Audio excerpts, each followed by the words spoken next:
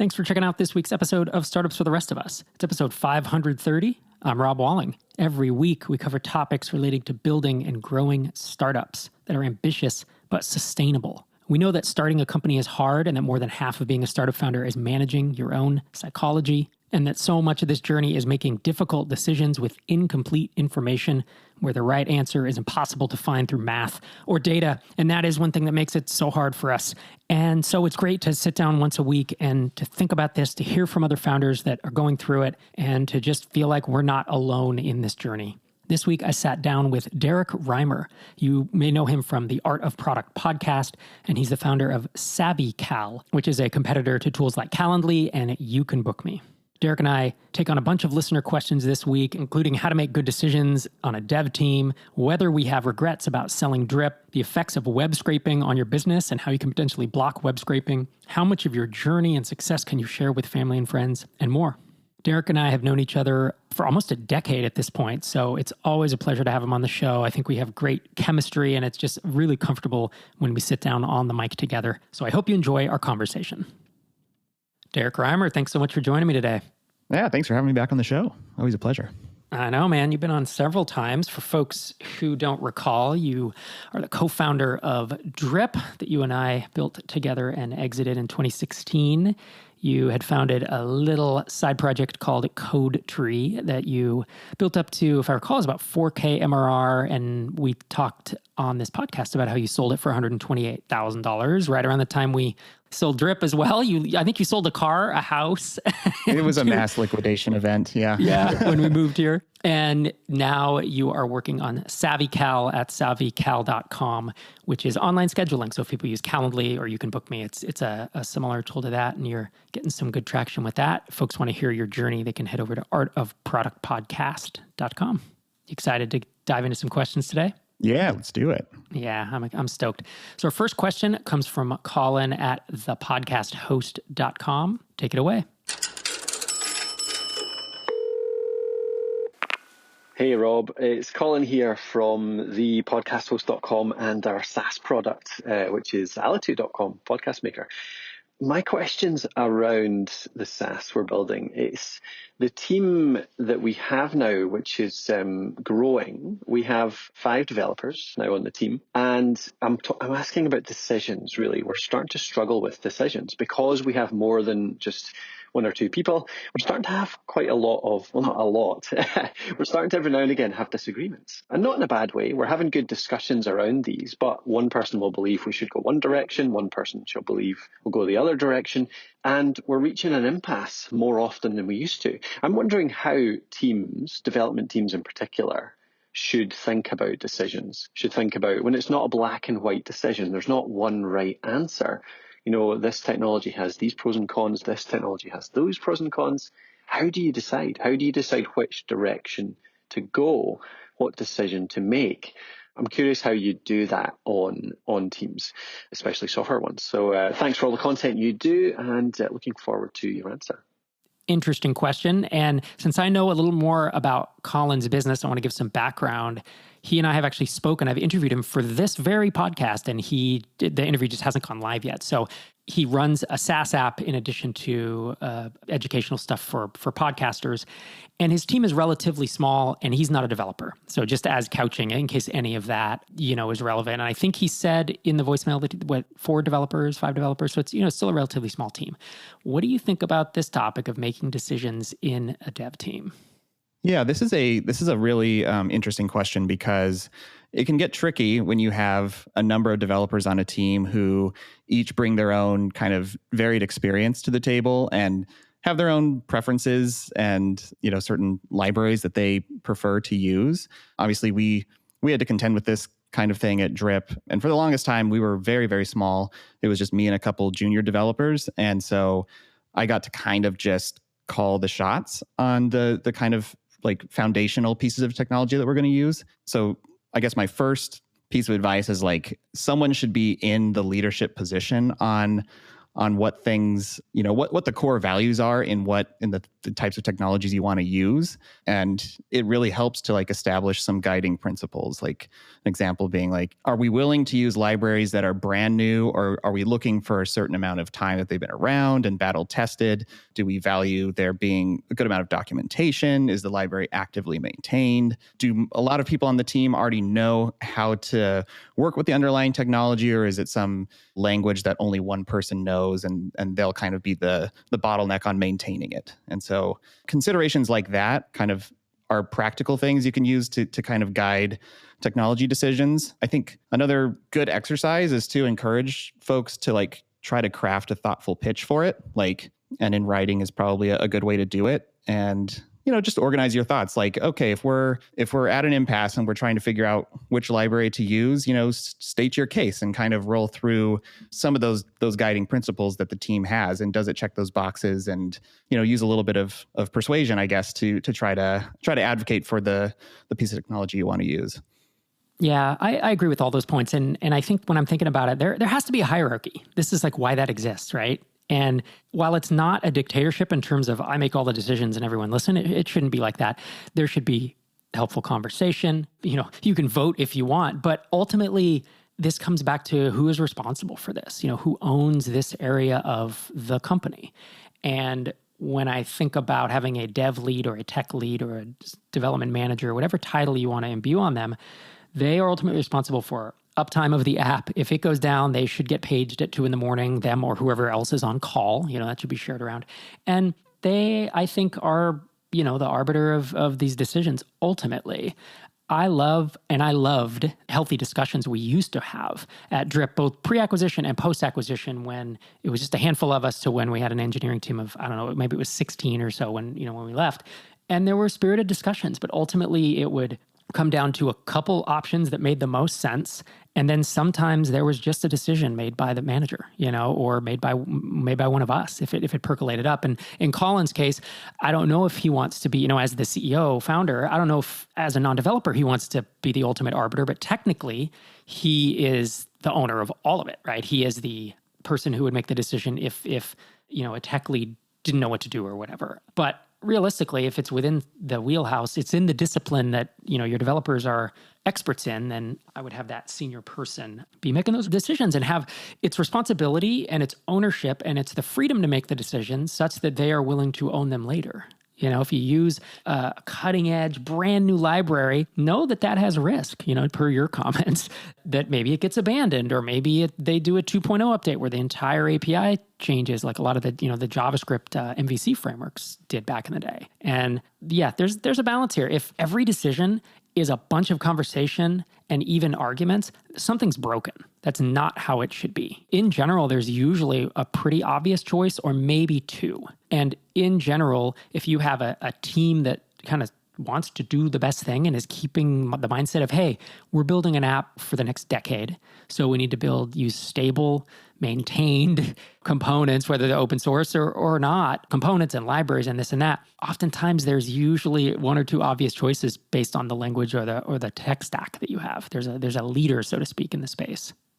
Yeah, and I think it's like encouraging kind of a mature mindset around technology. And I think I've seen this among developers as they get deeper into their career. Maybe the first couple of years you're a developer, you really are kind of in the experimentation phase and you like to play around, pull brand new things off the shelf and play around with hot new technologies. And I've seen many startups make this mistake where they like, we're going to use RethinkDB for this thing because it's a really hot, cool new database. And then come to find out like it's a nightmare to the DevOps to keep it up, and like reliable is a nightmare, and it ends up being just an albatross. So I think the more mature developers get, oftentimes they become inherently skeptical of shiny new things and tend to, all things being equal, go with the simplest architecture, the simplest technologies that are battle tested. And so I think even just laying that out is like, this is something that we, from practical standpoint, want to do, and then try to hold things to that lens as much as possible. And sometimes you're going to have to take some risks and choose something where you're not totally certain that it'll pan out. But hopefully most of the time when you're making these decisions, it's a pretty straightforward one. And part of that is to use boring technologies.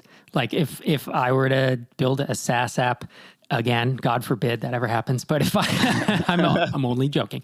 But I would need someone to convince me pretty hard to not use either Ruby on Rails over Postgres or Python Django. And they just work. And I like HTML that just gets spit into the browser. And I know that some people really like all this, their spinny things as the MVC framework in your browser. It loads it, but that bugs the crap out of me. And I've just seen too many issues with it over the year. Yeah, it's getting more mature. And of course, apps built in that are doing great, and there's pros and cons. But for me personally, there's some tried and true technologies that over time, of course, is Ruby on Rails in 10 years from now the choice? Probably not. Technology just doesn't tend to have that arc. It does get outdated. But, you got to look at that maturity curve and pick the things that'll work. Yeah. I think one more note on that too is if you're looking at kind of the Hacker News crowd and a lot of people who are working at really large companies like Google or Facebook or Fortune 500 companies or whatever, where there's just large dev teams, you'll see those types of organizations that are at high scale using a lot of microservices, being a polyglot organization where they just have 10 different programming languages in the mix and you choose best tool for the job. And that's good for the stage that those companies are at. But if you're a bootstrapper trying to just get your initial version of your product off the ground, you do not want to be mimicking what those teams are doing, because they're implementing things so that they can scale it up to a team of 500 engineers handling crazy high volume of scale. And you're going to be a long way off from that. So I think that's, like looking to funded companies to see how to build your business. It's also risky to look at funded companies and large organizations to see how to organize your tech stack too. Yeah. And on this note, Colin didn't specifically call it out, but there's obviously a difference between development and technology choices and product choices. And when I say product, I mean, which features do we build? What do they look like? What's the user interface? What's the user experience of them? And how do we technically architect them? And maybe the technically architect part, that probably actually goes in the first bucket that Colin already raised. But, product decisions, I think maybe a little different, because oftentimes, with technology decisions, as we were saying, it's there's one or two kind of obvious choices based on your stack. With product decisions, there's not, right? What should we build next? I don't know. It's anybody's guess. And so with product, I think especially at your early stage when you're small and growing, I think you need one, maybe two product people, and they have the vision of where it should go, and they take in all the feedback. And, again, it's either one person if you're the product CEO, or it is two people like you and I did, where we were kind of co-product leads. And as you expand, you get to a 100-person company, 200-person company, you do need specialists in different areas. Typically, you break it up by the area of the app, or break it up to the API and the web app and this and that. There's different product owners there. But at that early stage, I do think you need fairly opinionated people to not let the app just be whatever the customers request next you build. And I don't think most developers have the product skill. It's a totally different skill set. Writing code and architecting and building a feature is a skill set, and scaling and all that stuff is a skill set. And I mean, in let's say 2008, I had learned that really well, and I was a senior in all those things. I knew very, very little about actual product thinking, about what to build, what not to build, how to build things, user experience. And I didn't even realize that I didn't know that skill set. I didn't realize it was a separate skill set. And so in your mind, as a leader, whether you're the CEO, the founder, or you're the kind of the product owner, or the product manager, so to speak, I would not leave it to a developer unless they have this experience, or, they're really sharp and you think they can learn it. I would not leave it to a developer or a team of developers to decide what features to build next. All right. Well, thanks for that, Colin. I hope our thoughts were helpful. Next question is from Will Johnson.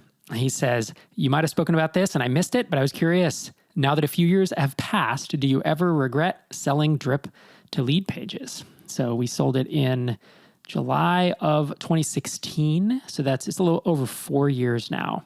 I'm curious. You and I have talked about this, but not for quite some time. It was a few years ago. We were grabbing beers, chatting about it, but I am curious to hear you thinking on it.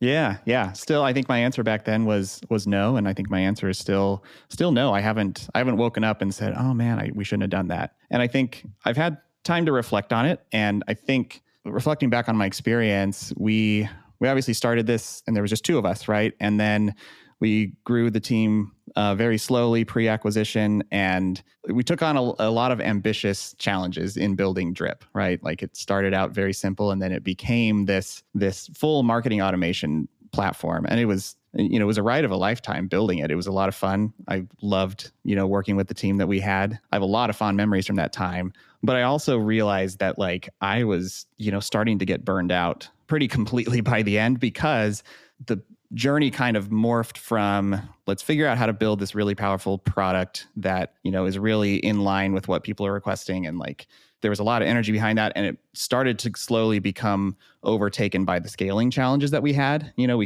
We built such a powerful product. I like to laugh about this, that, we kind of get ribbed by the engineering managers who end up taking over the engineering team from us at Lead Pages.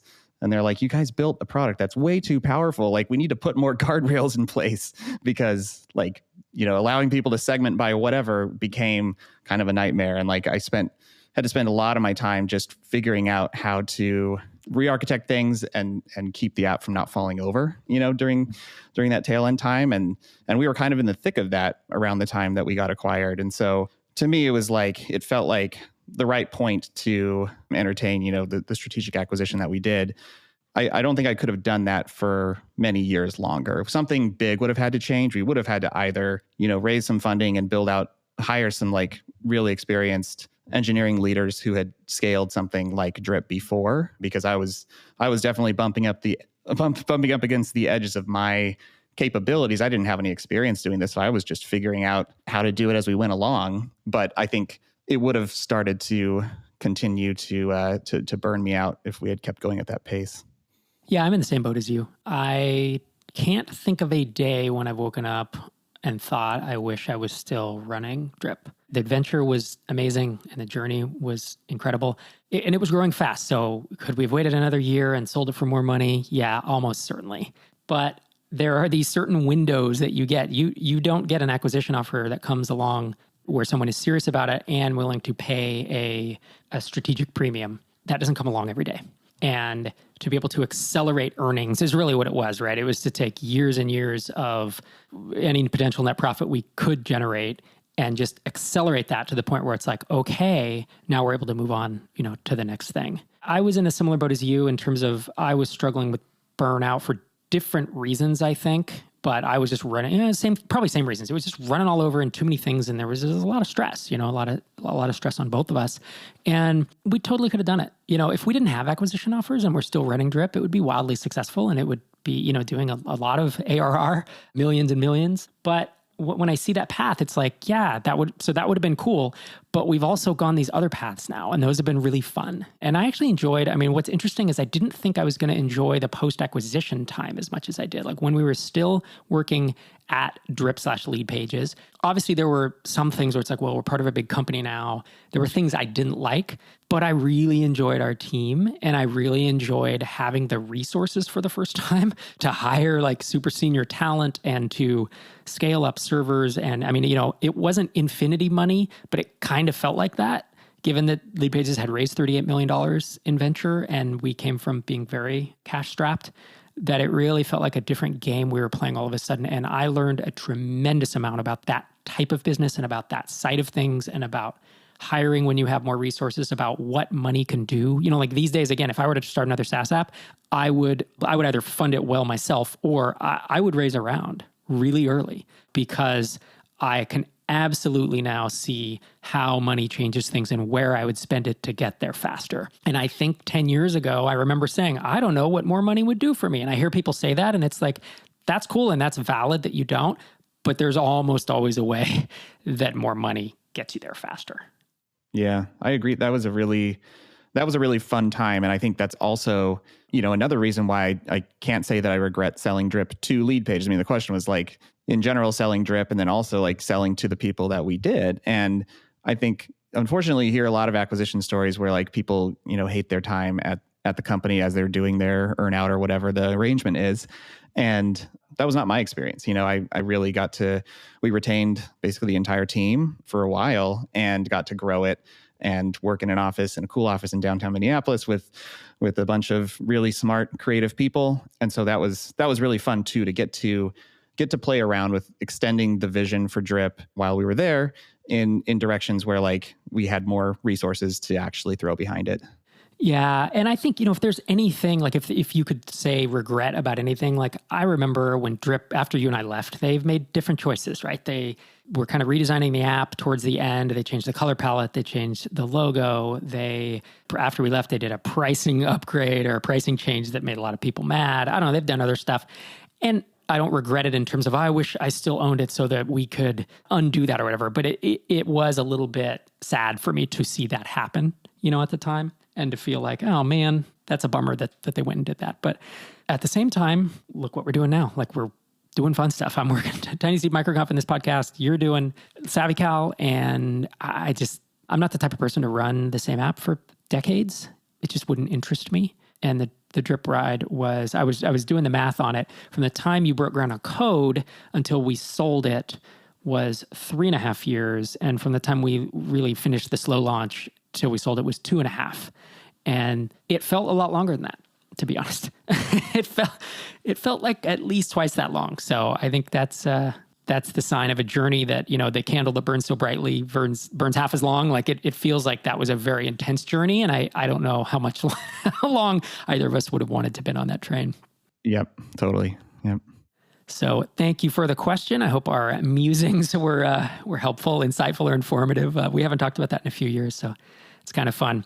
Our next question is from Dave Lara, and the subject is the effect of web scraping on my business. He says, I'm a software developer who's debating between native and web, or a combination of the two. When he says native, do you think he means like a native mobile app or like a native desktop app? Yeah, a little bit further on in his question. I think he says mobile, actually. I think. Okay. Yeah. Cool. Yeah. It sounds like it is virtually impossible to prevent web scraping without degrading the experience for legitimate users. So basically, if I want to create a collection of useful original data on the web for my real users to enjoy, am I just to accept that the data I spent time and money creating will be stolen? That I will have to invest in tools to mitigate this theft and potential for crashing my site from the stress? Or do I look at a closed native mobile environment, there you go, where scraping would be more difficult and just avoid the web altogether? The more I look into this, the more a native mobile app sounds easier than fighting with scrapers on the web, despite the reduction in users this would cause. Am I looking at it the wrong way? What do you think? This one I found a little bit tricky. I mean, I think he's omitting some details for the sake of protecting his intellectual property, probably. So I don't know exactly what the nature of the business is, but to me, my assumption is that he's aggregating some kind of data. He's pulling together a data set that, others would potentially want to just harvest, and instead he's selling access to it. And I guess my first reaction was that putting it behind in a native mobile app is just another more aggressive, I guess, tactic, you could say, for fighting scrapers. Like, ultimately, if a bad actor wants to steal data that you have explicitly said is not allowed to be used in this way, then it's kind of a losing battle. Like, people, if there's a will, there's a way, I guess, is kind of my first reaction. And so, I think stopping ethical people who are entertaining violating your terms of service, that should be pretty achievable if you make it clear what the boundaries are for using the data in what ways. And if someone is an unethical actor and they want to get your data, whether it's like taking screenshots from a mobile app or sniffing network traffic to figure out what your network API endpoints are for getting that data into the mobile app or whatever, like, I think you may have a hard time still stopping them, even if you went into a native environment. So I guess, I don't know, my initial reaction would be that this, to me, doesn't sound like something that should necessarily cause you to make like a huge technical decision that would maybe harm your ability to grow the business, just because some bad actors may want to try to steal data. So I kicked this email over to Chris Dokomajilar. He's the founder of Dealforma, which is a Tiny Seed Batch 2 company. And Dealforma is, in essence, a business that has proprietary data that they sell to folks in the biotech and pharma space. And I said, have you thought about this? Like, is this an issue for your business? Because his business is doing well, it's growing, they sell to enterprise clients. And this would, if someone had his data, that is the value, the real value of what he's providing. He said, here's our approach and here's how I think about it. Number one, only paying customers can access their data. Number two, trial users are limited to only those that we let in. And that's after a call where we've made some progress towards closing a sale. I know this won't apply to everyone or at scale. Number 3, we make it easy for paying customers to export data within reasonable limits so they can get work done, but not so much that they're dumping out all the data. Trial users cannot export. Number 4, disabling text highlighting within the data limits the amateurs. Number 5, seed the data with unique and obvious wrong data, which we can refer to if we really need to claim copyright infringement, as long as it doesn't affect real usage. And number 6, terms of service protect against it. And, he goes on to say, keeping the data up to date with new info and new updates on old events makes any one-time data output stale pretty quickly. And then being selective about customers helps too. It gives them more value on the entire platform over just the data. So there's no guarantees, he's saying, but that's how he's thinking about it. So you can check out dealforma.com if you're curious more, and I appreciate Chris weighing in on that. I agree with you. If someone really wants to do it, they can do it. I know that places like Crunchbase, which a lot of people try to scrape, is pretty hard to scrape. They use a lot of JavaScript front end, and of course it's possible, but man, I think between using kind of some best practices, like anti-scraping best practices, to make it, it's never going to be possible, but to make it difficult without going way outside, spending hundreds of hours building something custom, there have to be libraries in GitHub that help you do this. And number 2, having rate limiting.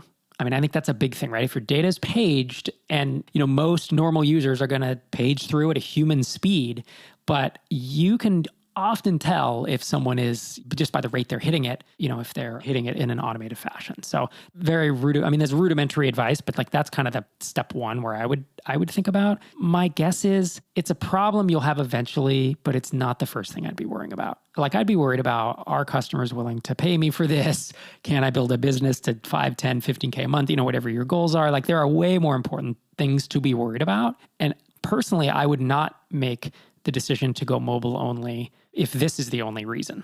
I don't think this is enough of a reason to not build a web app. Yeah, we over time, Drip was obviously subject to a lot of potential abuse from spammers, and we had to over time kind of build up a moat of defenses against all the different ways that people tried to misuse the system. And yeah, it's I think it's at this point, it sounds like you're early on enough in your own business that it's not totally clear what the attack vectors are potentially going to be for someone who wants to really try to do harm to your business or steal value. So I think I would try not to make too many upfront assumptions about that, because it's going to be really hard to know what are the ways that people are actually, trying to do that, if at all, or maybe this won't even be an issue. So thanks for the question, Dave. It's an interesting one I don't think we've had before in all the hundreds of Q&A episodes we've done. So that was a fun one. Hopefully that was helpful for you. Our next question is from Evan G. And his subject line is, huge growth in a year. Should I jump ship from my full-time job? He said, hey, Rob, I reached out a few months ago about a migration tool I built that was seeing about $3,000 a month in one-time sales. I've since modified the product a bit and figured out how to also sell it as a monthly subscription tool. And I remember, I think Mike and I talked about this one, and we were trying to figure out if a one-time migration tool could be sold as a subscription, but obviously he's been able to do that. He said, here we are getting close to finishing out the year, and I just hit $100,000 in gross revenue with $1,500 in MRR with 40 customers. If you remember from last time, which I'm guessing is unlikely, this product has massive platform risk. I built a feature of a product. So in essence, it moves data from one product to a competitor, I believe. And so if that competitor basically built this, then he's saying he would be out of business. My passion is entrepreneurship, and I love this, but I also know my revenue could literally end tomorrow if the product just released my feature. I stay in touch with the product manager over there as they currently point people my way. Nonetheless, the risk is there, but I feel like I've built an audience that I'm exploring building new products for. If I'm going to make more money on this project than I do at my full-time job, is it time to quit and pursue this thing further?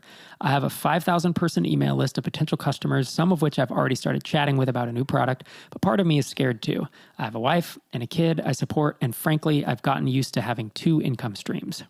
I'm going to make over $200,000 this year between my full-time job and side project. Maybe not life-changing, but still a lot of money in my opinion. Would love some advice on stuff you would be thinking through, whether to make the jump or not. He also has a follow-up, but let's dig into that. What do you think, sir? Yeah. Well, that's kind of the classic decision point that a lot of us bootstrappers end up going through. I think it very much comes down to what is your own tolerance for risk. How much money do you have in the bank? If things were to go sideways, are you comfortable with that? But I think in my mind, I think a lot of us, I put myself in this category. I think I tend to be a little too risk averse sometimes.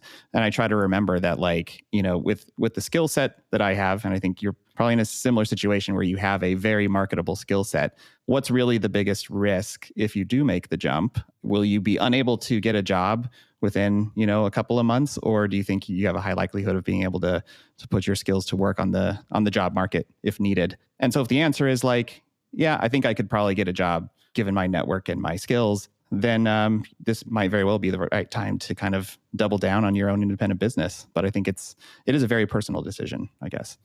Like you, I, in the past, have also been a bit more risk averse than I should have been. And I wish that I'd taken some leaps that I hadn't. You want to talk about regrets. It's not selling Drip. It's working a full-time job too long, or it's not doubling down on things and taking bigger bets with different amounts of money that I had at the time. So I think it does depend, Evan, on your comfort level with this, right? I mean, risk tolerance is one thing. When I see this type of platform risk, it does concern me a bit. The way to get away from platform risk is to build this for a bunch of platforms, is to have 5 platforms, each generating $100,000. And then if any one of them shuts you out, you still have a good chunk of money. We actually see this with a lot of Shopify apps, is between Shopify and BigCommerce and what are the others? Magento and WooCommerce, even those that do move out to each of those platforms, Shopify is just the 900-pound gorilla. And so, you'll see an app with 80% of its MRR coming from a Shopify thing that could get killed by platform risk. And that's something that you got to figure out, how much do I believe this is going to happen? In addition, do you think if they want to build this, that maybe they would just acquire you and you get a nice multiple on this? I mean, I think that's something we talked about in the last episode. So my take, I don't want to give someone else advice because I think, to Derek's point, like, we don't know how much money you have in the bank. But if you're able to save a good chunk of this, and if you quit your job and everything went south tomorrow, like you could live for months on your savings, then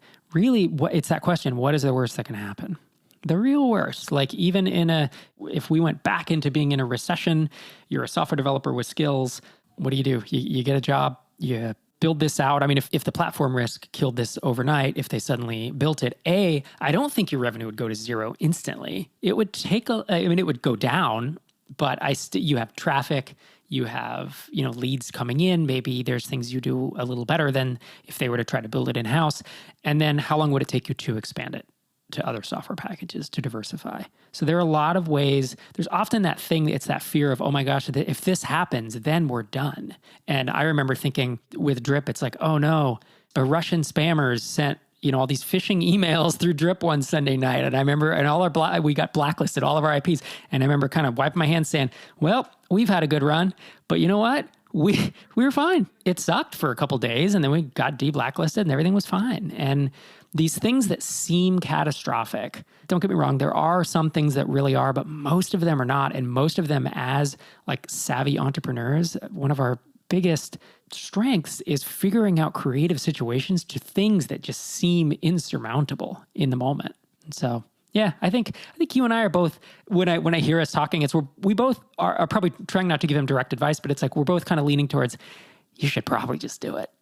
Is that what we're saying? I mean, I think so. That's probably what I would say. Yeah, yep. Making $100K from a one-time use tool it's pretty cool. He had a follow-up question as well, which I actually like, and I don't think we've ever talked about on the show. He said, do you share your successes with family and friends? I officially hit 100,000 in gross this year, and I feel like I have no one to share it with besides my wife. And yes, that's a great person to share it with. However, I have close friends and family, and to them, I don't want to tell them I made all this money because I don't want to sound like I'm bragging. I just want someone to be excited and pumped for me. How do you share your accomplishments with others? And I like this question because I know that I encountered that, as I would build apps and I got to hit tail to 20, 25K a month. And it's like, I'd never seen that much money in my life. And I couldn't tell that to a lot of my family and a lot of friends. And I actually remember telling it to a friend, and like a month later, he has to borrow money. And I was like, oh man, like that sucks. Cause then I have to be like, well, I don't really loan money to, it was just a situation. So I'm curious what your experience has been, Derek. Yeah, similarly, like I think the way I think about this is like most lay people don't really know how to interpret like SaaS metrics. Like most people don't know what MRR is. So then you tell them, well, it's monthly recurring revenue. And then if they're not, especially if they're not entrepreneurs, if you tell them, I've experienced this on both sides. I'm celebrating 1,000 a month. I just had that celebration recently with SavvyCal. And to certain people who don't know any better, they're kind of like, oh, is that a good thing or a bad thing? Like, that's a low number, And then on the flip side, if you reach these various milestones, 10K, 50K, whatever, sometimes if people don't know, they can just think, oh, now you're rich. Are you going to buy a private island? And so personally, I enjoy sharing it most with like a mastermind group or advisors or people who are in the same space, playing the same game, and know what these different milestones actually mean. And then with family and friends, I do still like to try to celebrate milestones. I think that's like really important for mental health and to give people a window into this like crazy hard endeavor that you're doing. But I usually try to like abstract it a little bit. So, maybe I'll say like, now this business is paying my living expenses or something like that, instead of like an actual dollar amount. Because if people don't understand the dynamics of a business, and that if you say a big number, it's not all pure profit or whatever, it just kind of helps from muddying those waters a little bit, I guess. So that's kind of how I approach it with friends and family. Yeah, I like your point about sharing it with other entrepreneurs. And I actually emailed back and forth with Evan a little bit. And that was the advice I gave him, is like, you really should have a mastermind, right? Or a group of people that you talk to regularly who just get what these things are. And I remember telling a friend, oh yeah, Drip hit 40K of monthly revenue. And, the guy was like, oh, that's how much I make in my day job in a year. And I was like, yeah, but it's like not all going into my bank account, but it's still, again, it's that weird thing of like, so that your business has $500,000 a year and there's 3 or 4 of you working on it. Wow, that's a profitable business. It can get weird. So I didn't share a lot of stuff along the journey with outside people who, like yourself, you and Phil and I were in a mastermind. And I'm sure at times I said big numbers, but you guys at least knew what the context is there. And so, yeah, Evan, I think if you're looking for other people to share it with, I like your way of kind of obfuscating the exact thing. Hey, it's paying my living expenses. And, your next thing is it's buying me a private yacht, and it's buying me the second private jet and an island in Hawaii, right? So then you're obfuscating it so they don't really know how much it is. But I think that's cool. I think that's a nice way to do it if you're wanting to share it with other people. And then obviously getting together with entrepreneurs who, it's the MicroConf community, right? If you went into MicroConf Connect and you said, I hit 100K and posted the screenshot, 100K in a year, like people would be like, bravo, man, like way to go. And no one would be like, wow, you're rich, or can I borrow money? Or, because it's a great milestone to hit. So thanks for sharing that with us, Evan. I appreciate it. All right. I think we're going to do our last question here. This is from Mike Needle. And he says, first off, thanks for all you do with the Bootstrap startup community. I've been listening to you for several years now, and your consistency helps push me forward. I'm currently building Uption.io, which as the name is cool when it's written out, but saying it on a podcast, it's like, how is that spelled? It's not UPSHON, it is UPTION. And the H1 on that is join a mastermind group focused on reading personal development books. So Mike describes it as a platform to join temporary book clubs / masterminds centered on a specific book, with the focus being on personal development and business topics. I went back and listened to episode 167 of Startups for the Rest of Us from January of 2014 on starting a mastermind, and I'm curious what you think has changed in the past almost 7 years. What advice do you have on how to curate masterminds for others? And finally, what book titles would you have loved to read and discuss with others? So several questions in there, sir. You want to just pick one and go? Sure. Yeah. I mean, I think you can probably speak better to what has changed from your previous episode about it. But I guess I'll just speak generally about like a couple of things that I've noticed out of my mastermind groups in the last few years that have been really positive. I think a couple of qualities that I look for or try to cultivate, is like varied degrees of experience. So like when there's a couple of different people at different levels in their business, but not too far away from each other, but close enough where it's like, I can still remember if someone's further along. They can still remember when the people who are not quite as far along were in that phase, and can still offer advice that they can draw from their own experience. It's like, I think it would be hard for me to be in a mastermind group with Jason Fried, because it's like, he's been running this multi-million dollar business now for many, many years. And like the problems he deals with are far different than the problems that I'm dealing with. And so I think being close enough, but having someone there to kind of pull you up. And then, it's kind of nice to be the person in the middle position too. If there's someone who's not quite as far along as you,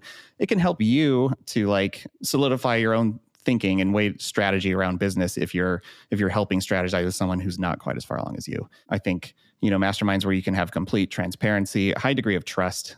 Usually the ones that have been lasted the longest for me are ones where we're actually friends too. It's not just business. And so we have really strong personal rapport with each other, and we would get along outside of the context of just talking about business and really trust each other a lot. And then finally, my favorite element of masterminds, when they kind of function as like an extension of my founding team, because I'm doing the solo founder thing, and it's really nice to have a co-founder. So if you don't, if you can lean on your mastermind group in the same way, in a lot of the same ways that you would as a co-founder, at least to talk through hard problems that you're dealing with, that's a major win. Yeah, when I think back to what's changed, it's not much. I mean, we actually, when we launched MicroConf Masterminds, which you can check out microconfmasterminds.com, which is a matching service we do to get folks together and linked up, we went back to there were 2 episodes about masterminds and pulled out a lot of that content and turned it into a guide. Maybe it's 2 guides. I forget if it's 1 or 2, but it's kind of like how to start and run a mastermind. And it's, like a 8 or 10 page ebook that you can download for free at the MicroConf website.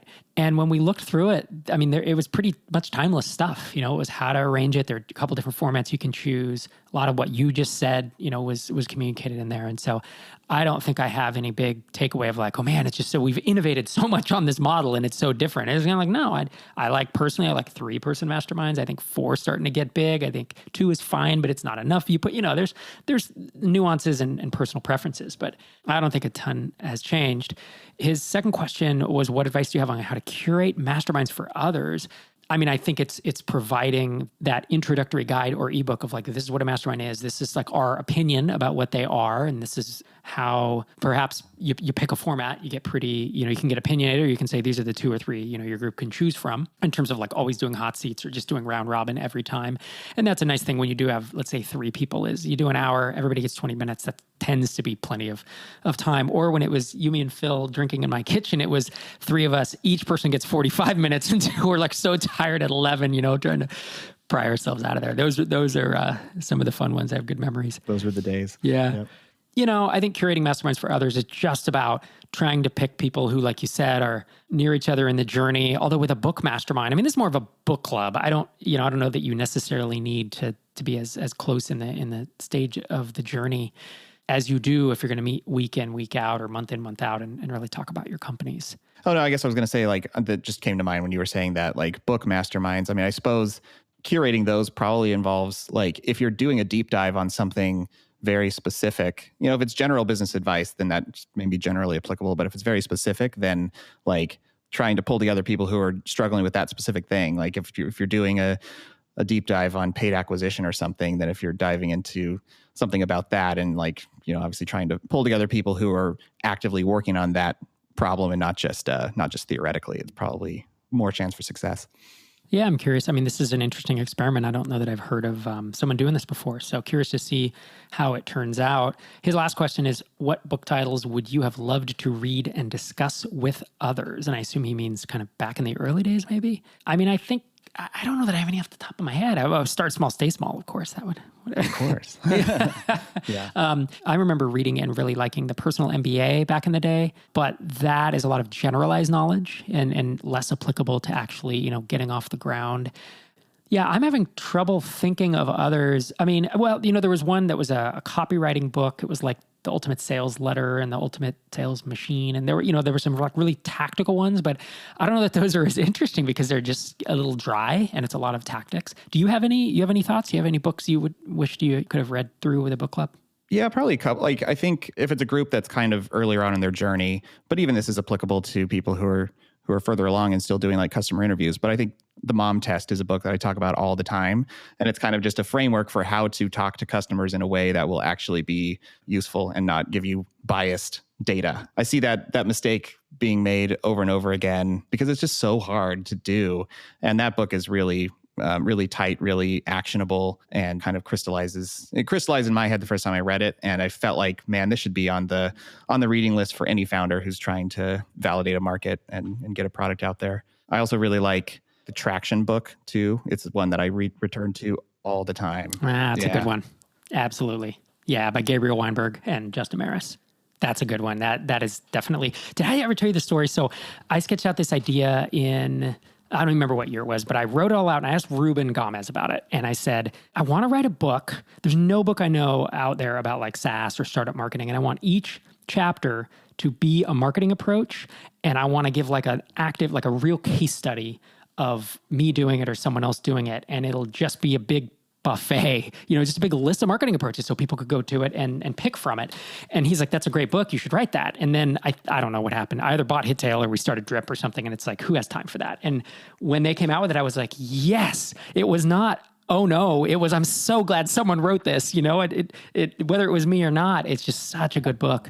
It's such a good idea. And they implemented it well. And they went to experts who knew each of the areas and interviewed them and then give kind of ideas and stuff how to get it accomplished. So yeah, really good. Think about kind of a framework you can follow. So if you want to run through an exercise to try to distill down some like ones to test first, different traction channels, and then it also for me just kind of serves as like a reference. Like if I'm needing to brainstorm, want to come up, like spark some inspiration for how to grow the business, I will just often return to it and thumb through it, and usually spark some inspiration. Yeah. That's a good one. I'm glad you thought of it. Because I was trying to think, there were books that were impactful on me, like The 4-Hour Workweek back in the late 2000s. But so maybe back in the day, I would have liked to talk about that. I was really, really early in the journey. I mean, I only owned, I think it was 2007. Is that when I think that's when I bought it. I'm maybe misremembering, but I think the only app I owned was like .NET Invoice at the time. And so I was applying some of the hiring a VA overseas and, learning some of that outsourcing stuff. And that would have been fun back in the day, but I definitely wouldn't want to do that today. It wouldn't really apply. Yeah. I also got to give a shout out to Dr. Sherry Walling's book, Entrepreneur's Guide to Keeping Your Shit Together. I mean, that's probably a good one to do a book club on, honestly, because it's probably a lot of like kind of exploring your own psychology that you can dig into a little bit with other founders and might be a bit therapeutic. That's a good point, actually. Yeah, that would be a really good one. I already jokingly plugged my own book, but I agree because I think a lot of founders go through the tough experiences. I mean, you and I on this podcast have just been like, yeah, we were kind of burning out, and yet you and I never sat down and talked about that, and we didn't. I should have probably got a therapist at the time just to vent and think of how to make things better. And, I don't know. And it's like, it blindsides you, right? It catches you off guard, I think, and you don't even realize it at the time. And I think having that book knowledge in your head and being able to discuss it would be a good one. Well, sir, it's great having you on the show. If they want to hear from you every week, talking about what you're up to on Savvy Cal with your co-host, Ben Orenstein, Art of Product in any podcatcher, and it's theartofproductpodcast.com. If they want to see your show notes, as you say at the end of every episode. Yeah, exactly. It's become a trope now. Yeah, and you are at Derek Reimer on Twitter, and we'll, of course, link that up in our show notes. Awesome. Thanks again for coming on, man. Thanks for having me. Thanks again to Derek for coming on the show. If you have a question that you'd like to hear answered by myself or a future guest, send it into questions@startupsfortherestofus.com. I'll be doing probably one Q&A episode a month, assuming there's enough question volume, and so far there has been. If you send a voicemail, you can send it as a Dropbox link or a Google Drive link, or however else you want to get that to me. Those go to the top of the stack. Thanks again for joining me this week for episode 530, and I'll talk to you again next Tuesday morning.